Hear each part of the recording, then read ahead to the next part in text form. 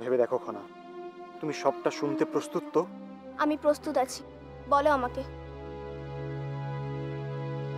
রাজকুমার রাজকুমার এক নগরনটি মন্দাকিনীকে ভালোবেসেছিল। ওদের প্রেমে কোনো খাত ছিল না, কোনো হিংসা, চাওয়া পাওয়ার বাহ্যিক টানও ছিল না। দুজনে দুজনকে খুব ভালোবাসত, দুজনে দুজনের মধ্যে হারিয়ে গেছিল।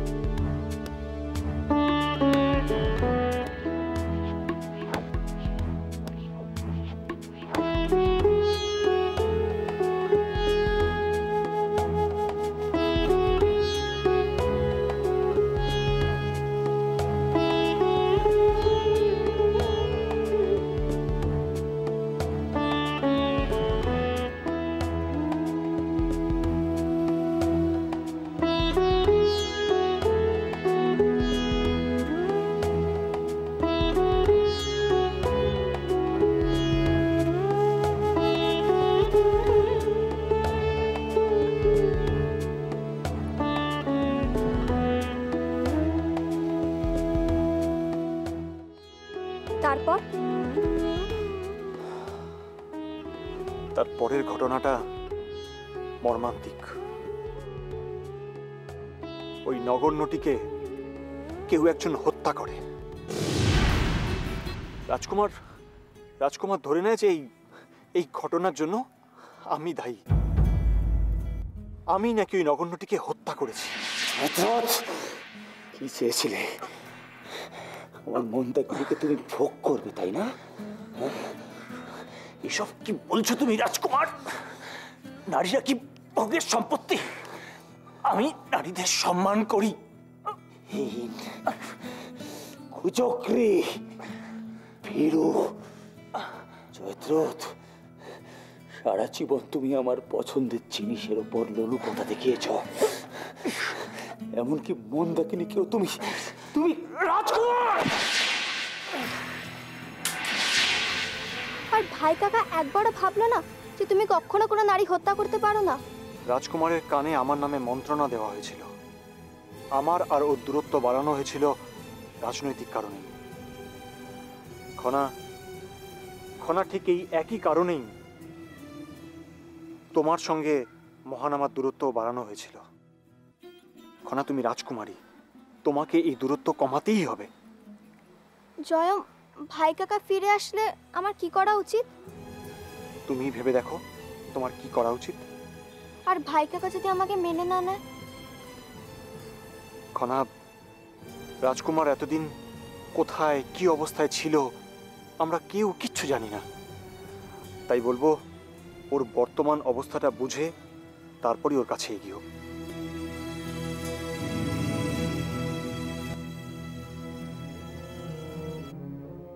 ঐশিকা, আরে রাজিমা, আসুন আসুন। ঐশিকা, খনার বিষয়ে আমার কিছু গুরুত্বপূর্ণ আলোচনা ছিল তোমার সঙ্গে। কেন রাজিমা, আবার নতুন করে কি কোনো সমস্যা দেখা দিল? না, তা ঠিক নয়। ঐশিকা, তুমি তো জানো খনা মানসিকভাবে বিপর্যস্ত। মহান আমার ফিরে আসার সংবাদে খনা... আপনি ঠিকই বলেছেন রাজিমা। খনাকে নিয়ে আমিও এক অদ্ভুত আচরণ লক্ষ্য করছি। একদিকে ভাবুন তো, সেই কোন ছোটবেলায় খনা কুমারের খাদ্য তালিকা শুনেছিল, আজ অব্দি ওর সেটা মনে আছে। আবার একদিকে কুমারের ব্যাপারেও অদ্ভুত অনীহা দেখাচ্ছে। তার মানে সমস্যাটা যতটা গভীর ভেবেছিলাম তার থেকে আরো গভীরে। খনা এখনো মহান আমার সম্পর্কে এতটা ভাবে। সেটাই তো স্বাভাবিক রাজিমা। কুমার আর খনার মধ্যে কত সুন্দর সম্পর্ক ছিল, একবার ভাবুন তো। ঐশিকা, সেই সুন্দর সম্পর্কের ছোঁয়া আজও খনার মনে অমলিন। খনা নিজেও জানে না ও মহান আমাকে কতটা ভালোবাসে, আর সেই জন্যই বোধহয় মেয়েটা এতটা কষ্ট পাচ্ছে। আর তাই আমাদের উচিত ওদের সেই মিষ্টি সম্পর্কটাকে আবার নতুন করে ফিরিয়ে আনা। ঐশিকা, তোমার কি সত্যি মনে হয় এটা সম্ভব? এই প্রাসাদের রাজনীতি তুমি জানো না? তোমার কি মনে হয় মহানামা আর খনার এই সুমধুর সম্পর্ক ত্রিজটা সহ্য করবে? তার মানে আপনি কি বলছেন রাজিমা? আমার মেয়েটার উপর আবার নতুন করে কোনো আঘাত নেমে আসবে? আসতেই পারে। আসলে ত্রিজটা কি মনে করে জানো তো, মহানামা ওর একমাত্র রক্তের সম্পর্ক বলে ওর ওপর ও যা খুশি তাই করতে পারে। না রাজিমা, আমি কিন্তু আর মুখ বুঝে সহ্য করবো না। আমার মেয়েটার উপর যদি কোনো নতুন আঘাত নেমে আসে, আমি কিন্তু তাহলে না না না ঐশিকা, তুমি এতটা উত্তেজিত হও না, শান্ত হও। দেখো দেখো, খনাকে তো আমাদের রক্ষা করতেই হবে না, কিন্তু সেটা আত্মরক্ষার ভঙ্গিমায়, আক্রমণের ভঙ্গিমায় নয়।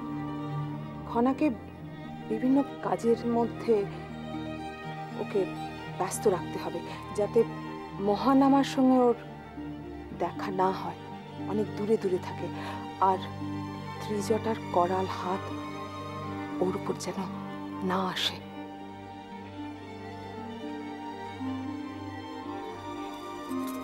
সেটাই আমাদের দেখতে হবে।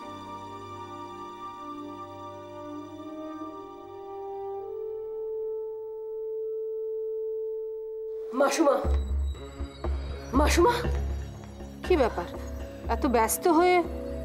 খেলা বোধহয় আবার নতুন দিকে মোড় নিতে চলেছে। নতুন দিকে মোড় মানে?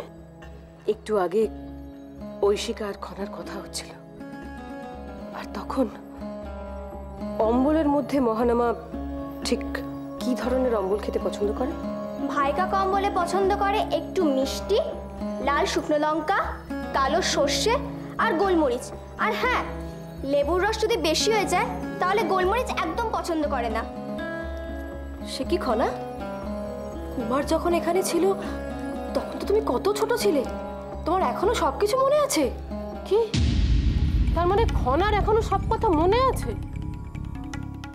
হ্যাঁ মাসুমা, আর ও যেভাবে ভাই কাকা করছিল তাতে আমার... দাঁড়াও দাঁড়াও, তার মানে খনার মনে মহানামা সম্পর্কে একটা সুস্থ ধারণা এখনো রয়েই গেছে। সেটাই তো দেখছি মাসুমা, আর ভয় হচ্ছে যদি মহানামার মনেও... তার থেকেও বড় কথা হলো, খনার মনে মহানামা সম্পর্কে এখনো যদি ওই রকমই ধারণা থাকে, তাহলে এতদিন এ প্রাসাদে থেকে এত পরিকল্পনা করে আমাদের লাভ কি হলো? আমরা কি সাফল্য লাভ করলাম? আপনি কি কোনো বিপদের আশঙ্কা করছেন? হ্যাঁ ত্রিজটা, বিপদের আশঙ্কা তো একটা থেকেই যায়। এখন তাহলে কি হবে মাসুমা? খনার ওপর আমাদের তীক্ষ্ণ নজর রাখতে হবে, এমন পরিস্থিতি সৃষ্টি করতে হবে যাতে মহানামার এই ফিরে আসা খনার কাছে যথেষ্ট বিরক্তির কারণ হয়। কিন্তু কিভাবে মাসুমা, ঠিক কিভাবে?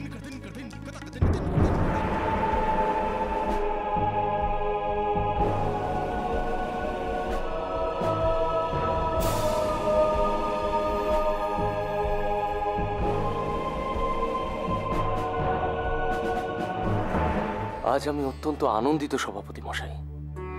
আমি আমার মহানামাকে আবার ফিরে পাবো। সিংহল সিংহল নিজের রাজকুমারকে আবার ফিরে পাবে। ভাবুন তো, এ কি কম কথা? মহারাজ, আপনি অত্যন্ত সরল মনের মানুষ, কোনো প্রকার রাজনৈতিক জটিলতা আপনার মধ্যে নেই। তবু বলতে বাধ্য হচ্ছি, কিছু কিছু বিষয় আছে যা রাজনৈতিক দৃষ্টি দিয়ে দেখতে হয়।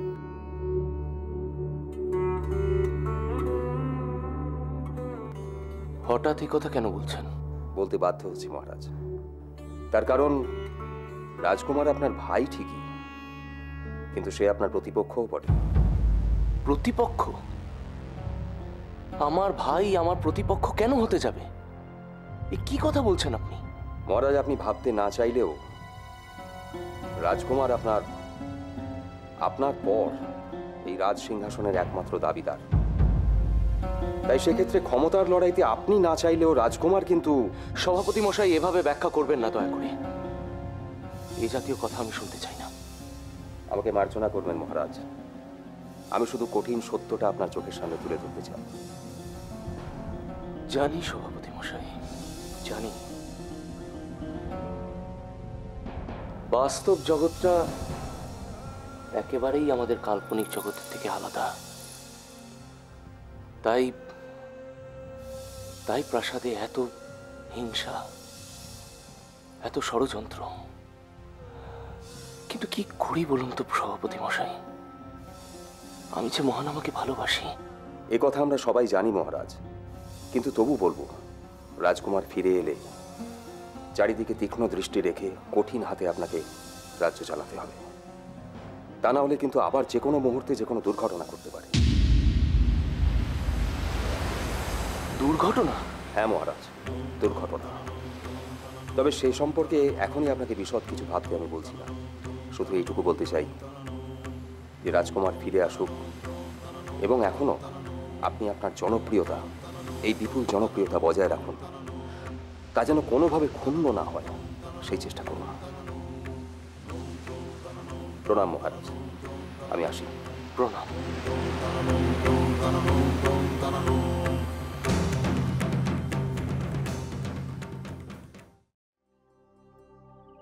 আরে কি করছো? একটু ঘি দাও, না হলে বাঁধন থাকবে না। এই নাও।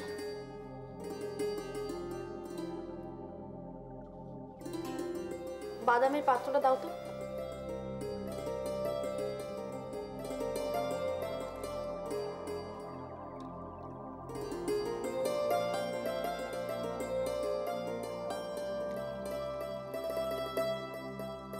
ভালো করে।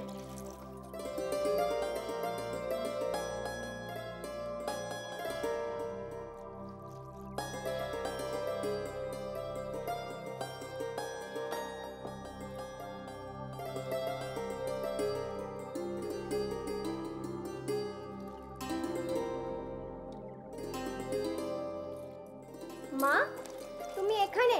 আর তোমায় কতক্ষণ ধরে খুঁজছি বলো তো? খনা, আমি এখন খুব ব্যস্ত আছি। হোলির জন্য মিষ্টি বানাতে হবে, আর তাছাড়া তোমার ভাই কাকাও তো আসছে, তার জন্যই এত প্রস্তুতি। মা, হোলির জন্য নারকেলের লাড্ডু বানাচ্ছ না কেন?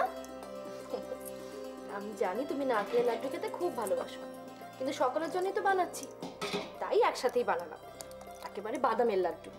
আমার জন্য নারকেলের লাড্ডু বানাতে পারতে। তোমার জন্য না হয় পরে বানাবো খনা। ওগুলো কার জন্য মা? এগুলো মহান আমার জন্য। হয়ে গেছে ঐশিকা? প্রায় হয়ে গেছে। একটু তাড়াতাড়ি করো তোমরা। এটা নিয়ে আমার সাথে এসো।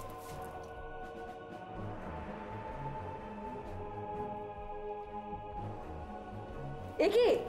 এটা কি করছো তুমি খনা? হ্যাঁ, কি করছো কি তুমি? কেন? আমি এটা একটু ছড়িয়ে দিচ্ছি, খেতে ভালো লাগবে। তোমার ভালো লাগা মন্দ লাগায় কিচ্ছু যায় আসে না। এটা তৈরি হয়েছে আমার ভাইয়ের জন্য, আর তুমি? কি হয়েছে রাজৌদি? আসলে আমি এই চালের পিঠের উপর এটা একটু ছড়িয়ে দিচ্ছিলাম, ভালো লাগতো খেতে। কে বলেছে তোমাকে এটা করতে? হ্যাঁ, এভাবে খেতে আমার ভাই পছন্দ করে না খনা। পিসি, ভাই কাকা কি খেতে পছন্দ করে কি না করে সেটা আমি জানি, আর এটা এমন কিছু খেতে অখাদ্য লাগতো না। বাহ বাহ, মুখে মুখে কথা বলাটা বেশ ভালোই রপ্ত করেছো দেখছি। আহ খনা, চুপ করো, আর একটা কথাও তুমি বলবে না। কিন্তু মা, আমি তো... অত্যন্ত অন্যায় করেছো তুমি খনা। আর একজন মেয়ে হয়ে এতটুকু বোধ তোমার নেই যে কোন জিনিসে কি মেশাতে হয়? ঠিক আছে, আমি সব ঠিক করে দিচ্ছি। কি ঠিক করবে তুমি? কিচ্ছু ঠিক হবে না ঐশিকা, এই সমস্তটা ফেলে দিতে হবে, আবার নতুন করে তৈরি করতে হবে। ভুলে যেও না তোমরা, যে আসছে সে আমার ভাই, সে একজন রাজকুমার, কোনো রাজকুমারী নয়। আর আমি চাই না কোনো রাজকুমারীর জন্য আমার ভাইয়ের আপ্যায়নে কোনো ত্রুটি হয়। এই কথাটা যেন প্রত্যেকের মনে থাকে।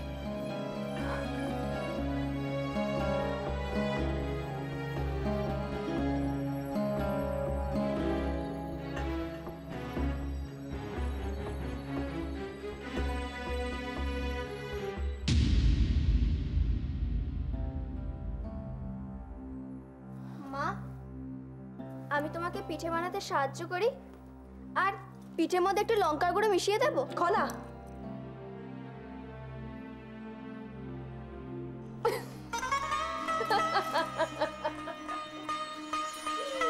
সোনা মেয়ে।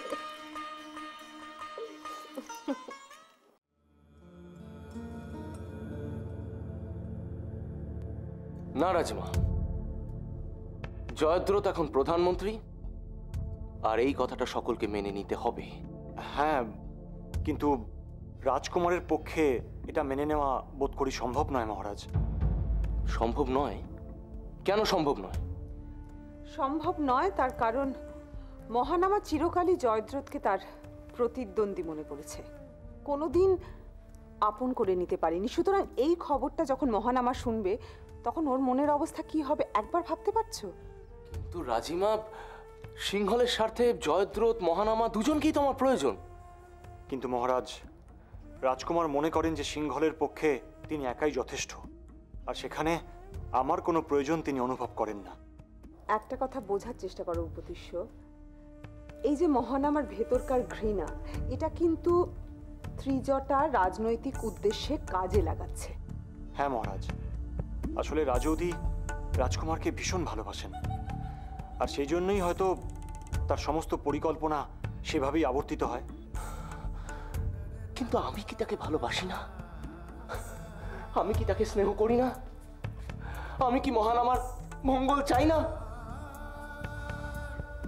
রাজিমা, যে করেই হোক মহানামাকে এই বিষয়টা বুঝিয়ে বলতেই হবে। ঠিক আছে উপদেশ্য, তুমি বুঝিয়ে বলো, কিন্তু বুঝিয়ে বলার ফলে আবার নতুন কোনো সমস্যার সৃষ্টি হবে না তো? অর্থাৎ মহানামা আর জয়দ্রথের ভেতরকার দ্বন্দ্ব তো আজকের নয়, সুতরাং এ বিষয়ে সত্যি কিছু করা যাবে কিনা সেটা তো। আপনি নিশ্চিন্ত থাকুন রাজিমা, আপনি নিশ্চিন্ত থাকুন। এইবারে আমি পরিকল্পনা করেই এগোবো। যে করেই হোক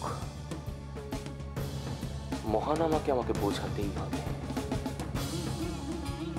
সিংহলের স্বার্থে, এই রাজ পরিবারের স্বার্থে আমাকে এই পরীক্ষায় উত্তীর্ণ হতেই হবে।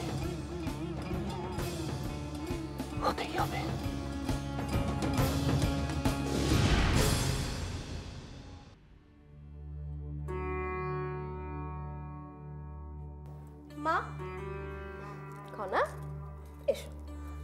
মা, পিসির আচরণ কিন্তু আমার একদম ভালো লাগছে না। উনি তোমাকে বারবার অসম্মান করে যাচ্ছেন। এসো আমার কাছে একটু বসো তো। এসো। আচ্ছা খনা, একটা কথা বলি তোমায়। রাজৌদি তোমার গুরুজন হন না? তুমি কেন ওনার সাথে উষ্মা নিয়ে কথা বলো খনা? এটা কিন্তু ঠিক নয়। হতে পারেন উনি গুরুজন, কিন্তু উনি কি সেইভাবে ব্যবহার করছেন? আর পিসি আর মাসুমার এই ষড়যন্ত্র আমার একদম ভালো লাগছে না মা। খনা, তুমি তো সবই জানো, সবই বোঝো তুমি, তবু তোমাকে নিজেকে নিয়ন্ত্রণে রাখতে হবে, তাই না? আমার কেবলই মনে হচ্ছে তোমার উপর ইচ্ছাকৃতভাবে চাপ সৃষ্টি করা হচ্ছে। প্রাসাদে এত দাস দাসী থাকা সত্ত্বেও তোমাকে পরিশ্রম করতে হচ্ছে কেন মা? তুমি না রাজরানী? রাজরানী বলে কি আমি কোনো কাজই করব না? আমি সেটা বলছি না মা, আমার বক্তব্য হচ্ছে তোমাকে কেন পরিশ্রম করতে হবে মা? খনা, কুমার কতদিন বাদে ফিরে আসছে বলো তো? ওর জন্য যদি কিছু করতে পারি তাতে তো আমার আনন্দই হবে। আর তাছাড়া তুমি হয়তো জানো না খনা, কুমার আমার ছোটবেলার সাথী। এই প্রাসাদে আসার পর ওর সাথেই আমি বড় হয়েছি। ওর জন্য যদি কিছু করতে পারি তাতে তো আমার আনন্দই হবে।